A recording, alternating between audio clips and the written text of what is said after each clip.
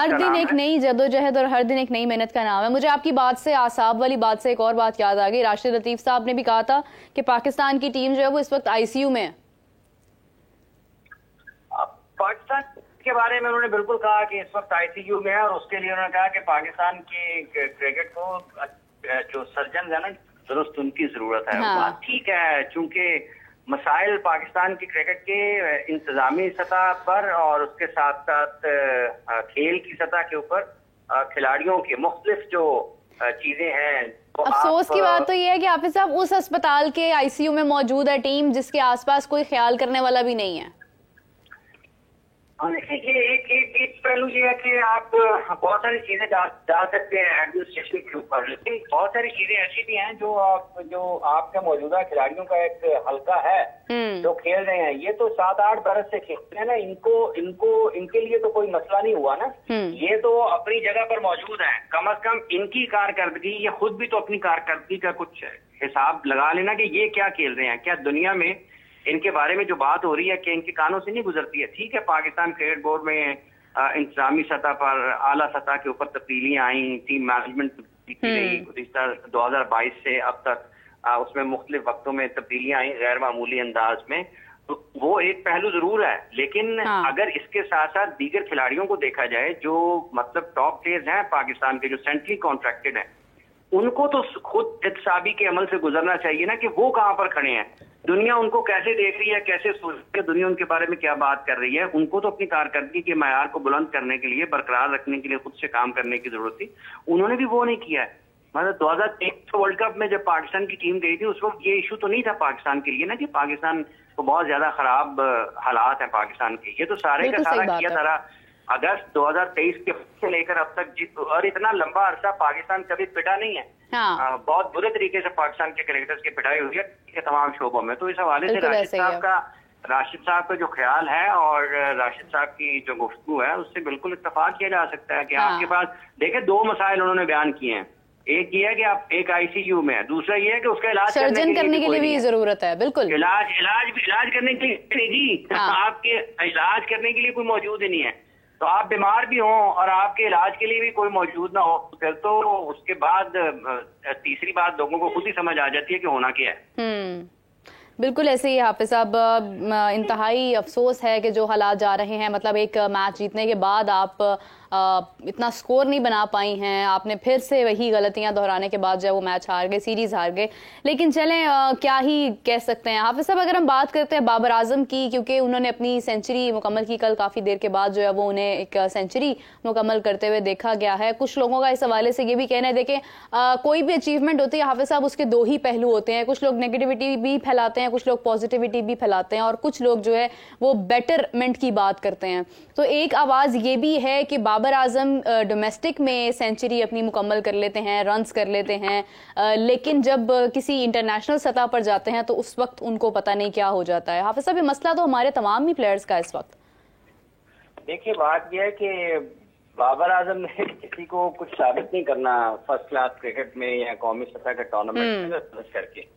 और दूसरा ये है कि ये जो गुफ्तगू पाकिस्तान में होती है, नेगेटिविटी फैलती है या पॉजिटिविटी फैलती है, ये खेल के मुख्तलिफ पहलुओं के हवाले से लोग जायजा लेते हैं और अपने ख्याल। बिल्कुल ऐसे ही है। अब हर वक्त ना तो तारीफ की जा सकती है कि जब आप ना ही हर वक्त बुराई की जा सकती है, बिल्कुल, और ना ही अच्छा खेल रहे हों तो आपकी बुराई की जा सकती है। तो इस सोच से भी निकलने की जरूरत है कि गैर जरूरी तौर पर ना तो हिमायत की जरूरत है, ना बेजा तनकीद की जरूरत है।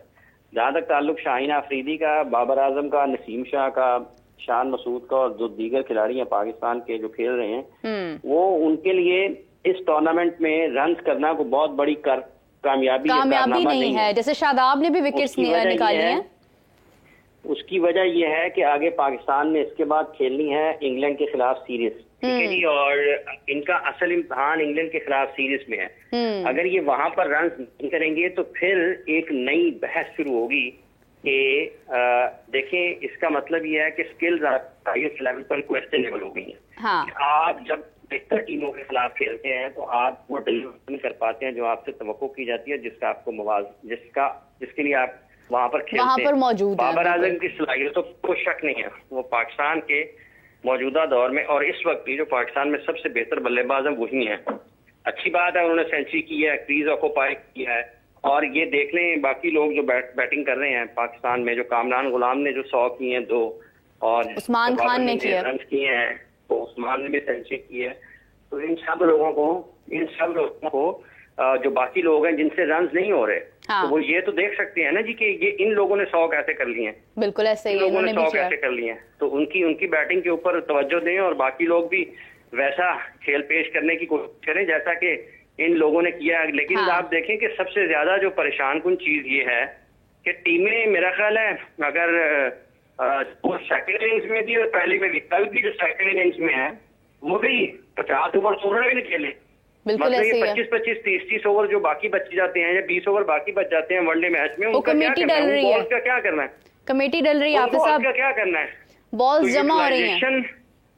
जी मैं कह रही हूँ वो कमेटी डल रही है, बॉल्स जमा हो रही हैं। हाँ, तो वो यूटिलाइजेशन जो है आपकी, ये जो बॉल्स हैं आपके, इनकी भी तो कोई हल करना है ना। तो अच्छा बिल्कुल, जैसे हाफिज साहब आप बात कर रहे हैं, अगर हम देखें कि कल के मैच में मेरे ख्याल से सबने ही ये देखा होगा, सुना भी होगा, सरफराज अहमद जो कि मेंटोर हैं डॉल्फिन्स के और उस वक्त वहाँ स्टेडियम पर भी मौजूद थे, उनका उस वक्त कहना था कि क्राउड जो है वो बाबर बाबर के नारे लगा रहा था। तो सरफराज अहमद ने बोला कि इनको बाबर बाबर करने दो, 40 ओवर्स तक मतलब बाकी टीम ऑल आउट हो जाएगी। तो वो ये भी उन्होंने कुछ इजहार किया अपनी बातों का।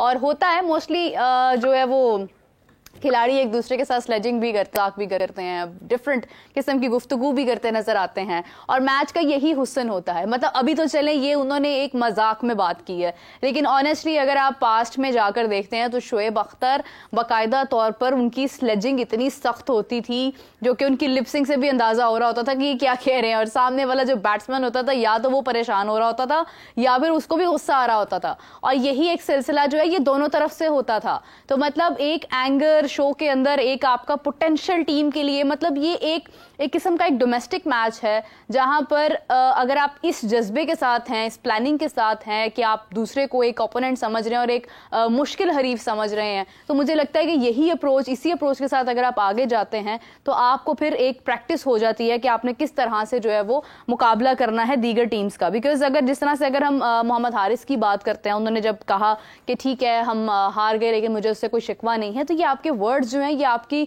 रिकॉर्ड्स में मतलब रजिस्टर्ड हो जाते हैं कि आपने फलां टाइम में ये बात की थी और आज आपकी ये परफॉर्मेंस है, तो आपकी उस बात की वजह से आपकी ये परफॉर्मेंस है। तो अगर आपको मौका मिल रहा है ऑन स्क्रीन कुछ बोलने का, कुछ कहने का, तो कोशिश करें कि उसको इस अप्रोच के साथ लेकर जाएं कि अगर कल को फलां किसी भी वक्त के अंदर जो है वो उसका जिक्र होता है तो आपको उसके ऊपर, अपने अल्फाज के ऊपर किसी किस्म की कोई शर्मिंदगी ना हो। दूसरी जानिब अगर हम देखते हैं तो नाज़रीन हाफिज साहब के साथ मजीद बातचीत करेंगे चैंपियंस ट्रॉफी के ऊपर भी, लेकिन एक और चीज़ बहुत इंपॉर्टेंट है, मैं अपने व्यूअर्स के साथ शेयर करना चाहूँगी कि 9 विकेट्स जो हैं वो निकाल ली हैं जसप्रीत बुमराह ने, 4 विकेट्स आई गेस के निकाल ली हैं बांग्लादेश की।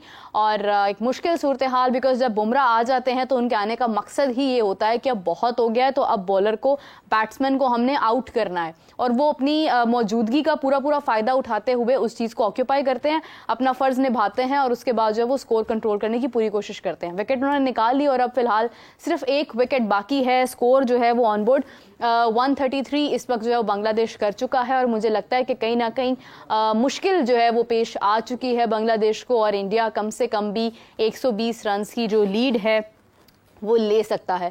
अभी भी बहुत वक्त है और एक अच्छी खासी लीड होगी, क्योंकि इसके बाद जब वो दोबारा से खेलना शुरू करते हैं और अगर इसी पेस के साथ वो शुरू करते हैं तो फिर मुश्किल सूरत हाल जो है बांग्लादेश के लिए पैदा हो जाएगी।